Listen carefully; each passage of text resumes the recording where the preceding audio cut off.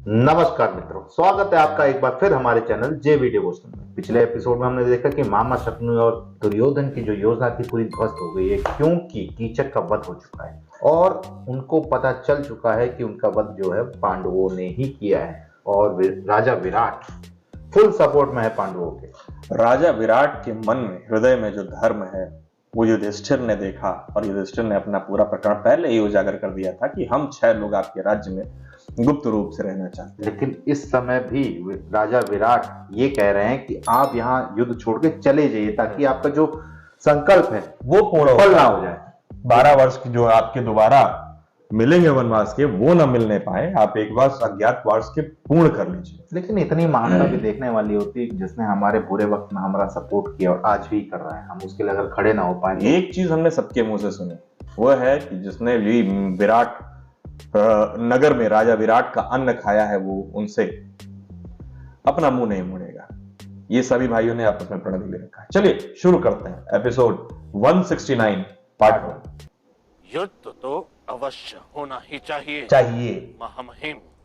इनको युद्ध में करना ही क्या है, पितामह को बोलना है बस।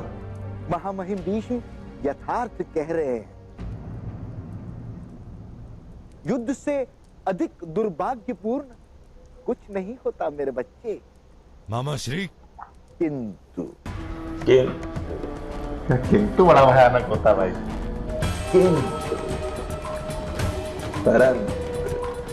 बुद्धिमान मनुष्य वो होता है जो सदा ही ये प्रयास करता है कि उसके अपने आंगन में युद्ध ना हो। यदि आज विराट के आंगन में युद्ध नहीं हुआ तो कल हस्तिनापुर के आंगन में युद्ध। महायुद्ध। वाह मामा वाह, वाह मामा वाह, वाह मामा उस वाह। समय आप ही सेनापति होंगे और आपके शस्त्रों की धार पर पांडव 5 पांडव मस्तक होंगे। क्या आप यहाँ हस्तिनापुर का विनाश करने के लिए आए हैं गांधार राज?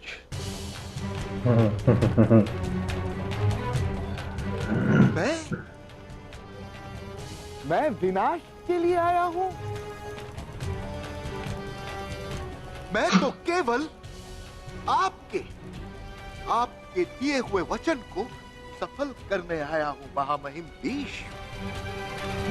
आप गांधार पधारे थे, आपने मेरी प्रिय बहन का विवाह करवाया।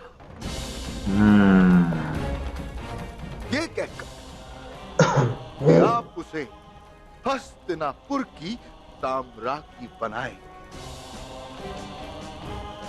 और उसके 100 पुत्रों को हस्तिनापुर का शासक बनाएंगे, चक्रवर्ती सम्राट बनाएंगे। आपका दिया हुआ वचन किस प्रकार विफल हो सकता है महामहिम भीष्म? मगर के मुख में यदि हाथी का पैर आ जाए तो फिर मगर के लिए बहुत समस्या हो जाती है महामहिम भीष्म। न तो हाथी को खा सकता है और न ही उसे निकाल सकता है।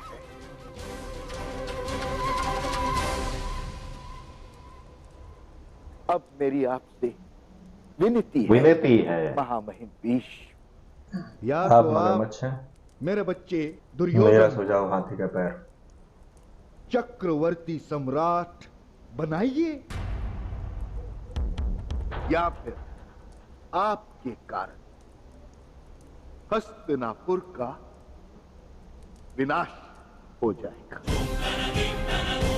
वाह रे मामा वाह।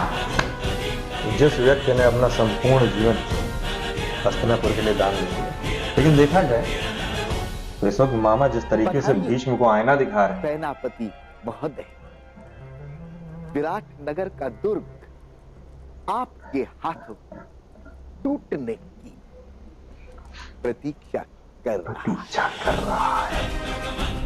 हमको पता था पितामह को भेजेंगे ये।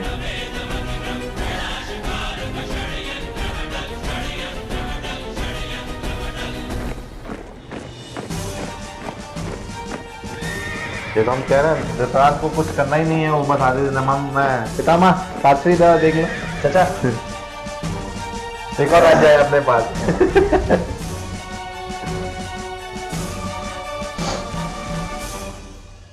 महाराज, उत्तर द्वार पर प्रचंड सेना ने आक्रमण किया है। हमारी सारी सेना को विराट के रक्षण हेतु जाना होगा। मैं सेना के आगे रहूंगा। महाराज, हम भी साथ रहेंगे। सम्राट, आप अभी युद्ध में भाग मत लीजिए। यदि युद्ध में मुझे पराजय होती हुई प्रतीत होगी तो मैं आपको संदेश भेजूंगा। नहीं महाराज, हम पीछे नहीं रह सकते। सम्राट, किसी को दुर्ग के भीतर भी रहना होगा रक्षा करने के लिए। अर्जुन दुर्ग के भीतर रहकर महिलाओं और बालकों का रक्षण करेगा, क्योंकि वो स्त्री के वेश में युद्ध में नहीं जा सकता। मैं युद्ध में भाग नहीं लूंगा। ये कैसा उपहास है ज्येष्ठ भ्राता? भीम यथार्थ कह रहा है अर्जुन। तुम्हें दुर्ग में ही रहना होगा। परंतु अर्जुन, किसी स्त्री को यदि रणभूमि में देखा तो दुर्योधन को अवश्य संदेह होगा।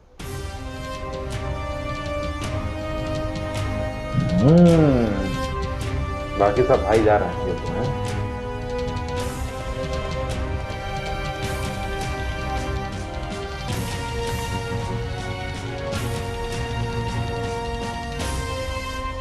चलिए महाराज, मेरे भाई और मैं विराट का रक्षण करने के लिए सज्ज हैं।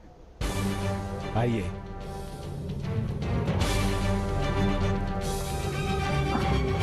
अच्छाई का बदला अच्छाई से। क्या बात।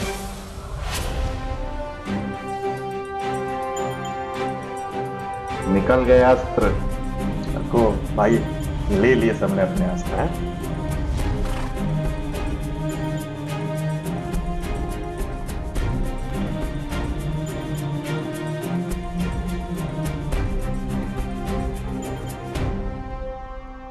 बस सैनिकों, अब इतना सा सूर्य बाकी करो। कूच।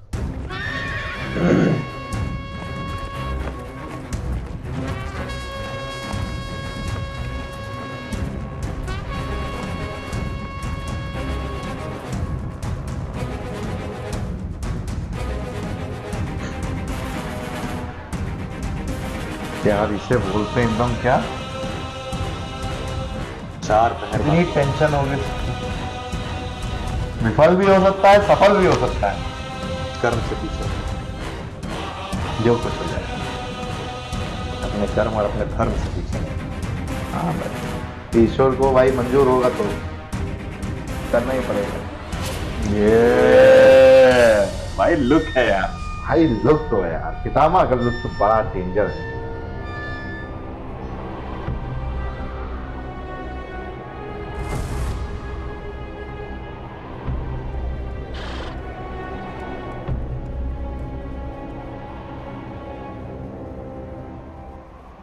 सेना को आक्रमण का आदेश दीजिए सेनापति महोदय।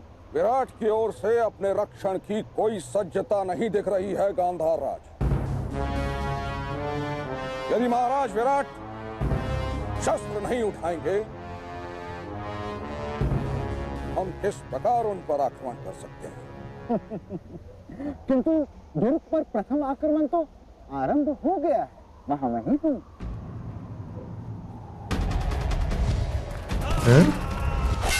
सेना भेज दी इन्होंने अलग से। ये किसकी सेना है भाई? इन्हीं की है। नहीं नहीं नहीं, हाँ, पितामह को उन्होंने बताया नहीं।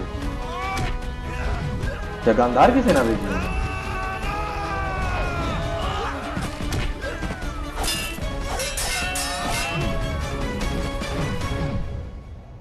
मेरे आदेश के बिना किस प्रकार आक्रमण हो सकता है गांधार राज? किसने आदेश दिया? आपका आदेश तो केवल हस्तिनापुर की हाँ, सेना अपनी सेना मानते भेजे हैं महामहिम। गांधार की। और आक्रमण हमने नहीं किया है। आक्रमण तो तिगर्ता के महाराज सुशर्मन ने किया है। अच्छा, आक्रमण का आदेश दीजिए महामहिम।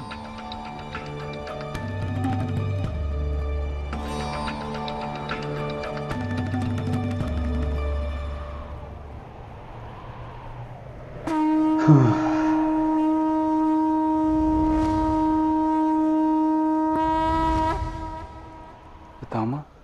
वाह,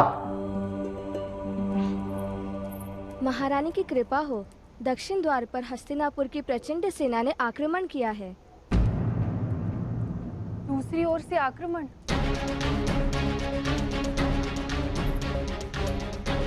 किंतु दुर्ग में ऐसा कोई नहीं जो रक्षा कर सके। दो सेना अलग अलग करने कौन जाएगा? ताकि राजा विराट उधर चले जाए।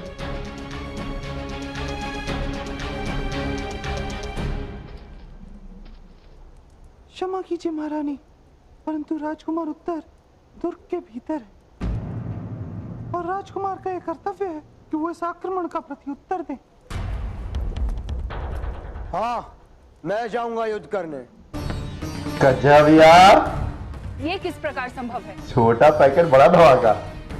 उत्तर तो अभी बहुत छोटा है आयु में, इसे युद्ध का अनुभव भी नहीं है। जिगरा है भाई। ये नहीं जा सकता युद्ध लड़ने। क्षमा कीजिए महारानी, परंतु राजा के पुत्र को उसके कर्तव्य से मुक्ति नहीं मिल सकती। मुझे मुक्ति की इच्छा भी नहीं। क्या युद्ध के लिए तत्पर हूँ माता। मौन रहो। वृणला न स्त्री है न पुरुष। एक नपुंसक क्या जाने राज, धर्म और युद्ध की भीषणता। महारानी, वृणला का अपमान करने की कोई आवश्यकता नहीं। राजकुमार अर्जुन के रथ की धुरा संभाली है वृणला ने। अनेक युद्ध देखे हैं और आज भी मैं राजकुमार उत्तर के रथ का सारथी बनने के लिए सज्ज हूँ। कोई भी शस्त्र राजकुमार उत्तर को स्पर्श करे, उससे पहले मैं अपने प्राण त्याग दूंगी। रथ में पीछे बैठाएंगे उनको, युद्ध करेंगे खुद। अब महान योद्धा महाराज विराट के पुत्र को शौर्य सिखाइए, कायरता नहीं। किंतु कोई स्त्री मेरा रथ चलाएगी, इससे तो सब मेरे ऊपर हंसेंगे। और जब तुम्हारे शस्त्र उन्हें आहत करेंगे तो आप उन पे हंस पाएंगे राजकुमार। चलिए। वाह, व्हाट अ मोटिवेशन।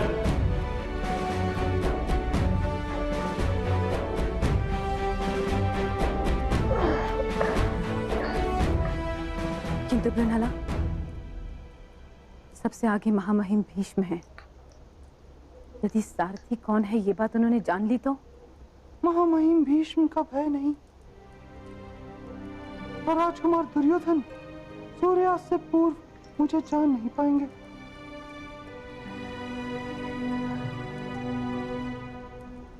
केवल एक प्रहर बचा है हमारा अज्ञातवास पूर्ण होने में।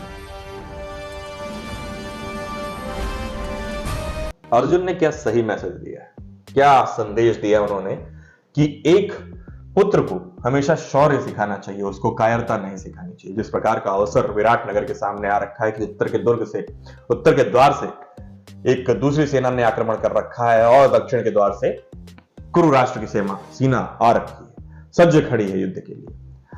अब युवराज को उनका कर्तव्य याद दिलाते हुए अर्जुन बोलते हैं कि चलो, मैं तुम्हारे रथ का सारथी बनूंगा और मैं तुम्हें एक भी खरोच आने नहीं दूंगा। क्योंकि वो राजकुमार हैं, भले ही छोटे हैं तो क्या हो, लेकिन कर्तव्य तो इन्हीं का है और कर्तव्य निभाना भी आता है उनको। शौर्य तो बहुत दिखा रहे हैं। अब देखना ये है बस कि ये जो शौर्य दिखा रहे हैं ये गांव के कहीं उन छोटे बच्चों की तरह तो नहीं कि हाथ में बंदूक बना ली लकड़ी की और चल दिए लड़ने। तो पहली बार है तो हो सकता है ऐसा निकले भी, लेकिन तब भी साहसी है। देखते हैं। और अर्जुन ने योजना भी अच्छी बनाई है कि इसी बहाने मैं युद्ध में उतरूंगी। तो चलिए देखते हैं आगे क्या होता है। फिलहाल इस एपिसोड को हमें समाप्त करना पड़ेगा। शीघ्र ही लौटेंगे एक और नए एपिसोड के साथ। तब तक के लिए राधे राधे।